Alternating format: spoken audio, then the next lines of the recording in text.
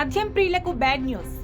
ఎండవేడి తట్టుకోలేక విస్కీ పక్కన పెట్టి చల్లగా బీర్ 2 గుటకలు వేయాలి అనుకుంటే కష్టమే. మరికొద్ది రోజుల్లో బీర్లు దొరకడం కష్టమే అంటున్నారు. అందుకే తాగాలి అనిపిస్తే ఇప్పుడే తాగేయండి అంటున్నారు. అవునండి, మీరు వింటున్నది నిజమే. బీర్ల డోర్లు బంద్ కానున్నాయి.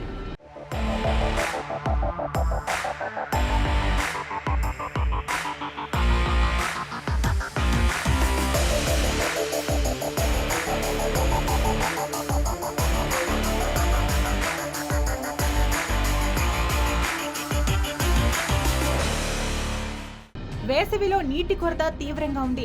దీంతో తెలంగాణలో బీరు ఉత్పత్తి తగ్గింది. జోరుగా వర్షాలు కురిసే పరిస్థితి కూడా కనబడటం లేదు.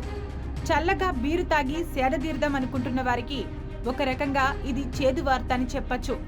బీరు సరఫరా కోసం రోజురోజుకు డిమాండ్ పెరుగుతున్నప్పటికీ నీరు మాత్రం సరిపోవడం లేదు. ఎక్సైజ్ శాఖకు బీర్ల అమ్మకాల ద్వారా 1458 కోట్ల ఆదాయం వచ్చింది.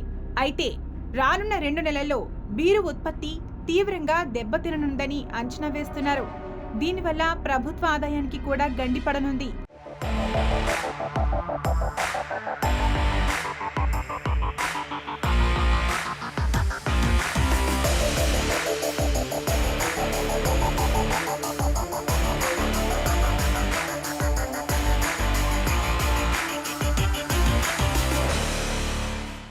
గతంలో 1999లో ఇటువంటి కొరత ఏర్పడింది.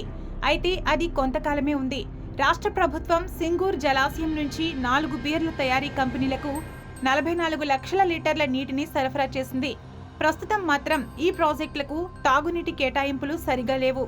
సింగూర్ ప్రజల దాహార్తి తీర్చకుండా బీరు కంపెనీలకు నీటిని ఎలా సరఫరా చేస్తుందని అది అసాధ్యమంటున్నారు.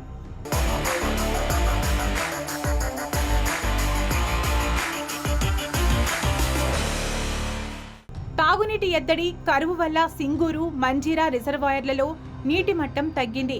ప్రైవేటు వనరుల నుంచి సేకరించడం కూడా ఎంతో కష్టంగా మారింది.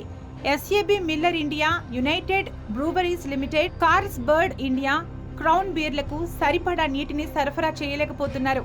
దీంతో బీర్ల ఉత్పత్తి తగ్గిపోయింది.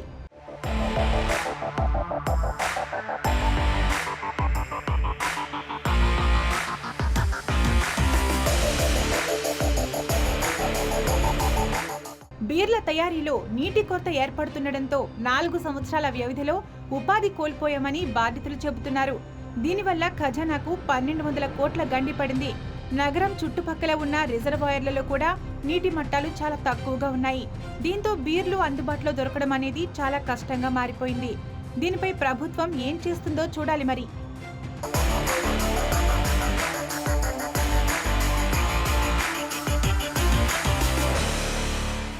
మండుతున్న ఎండలకు రోజు తాగే విస్కీకి బాయ్ బాయ్ చెప్పి బీర్లు తాగేస్తున్నారా? అయితే త్వరపడండి, ఇంకా మీకు కావాలన్నా బీర్లు దొరకని పరిస్థితి ఏర్పడుతుందట.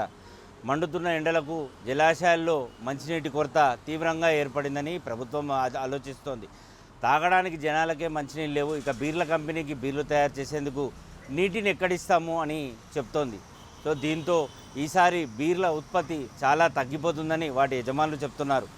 అందుకని ఈసారి మాత్రం బీర్లు ఈ ఎండాకాలంలో దొరకడం చాలా కష్టమైపోతుందని అంచనా వేస్తున్నారు. ఇలా జరిగితే ప్రభుత్వానికి దాదాపు ఈసారి బీర్ల నష్టం ఎంతో తెలుసా? అక్షరాల 1200 కోట్ల రూపాయలు నష్టం వచ్చే అవకాశం కూడా ఉంది.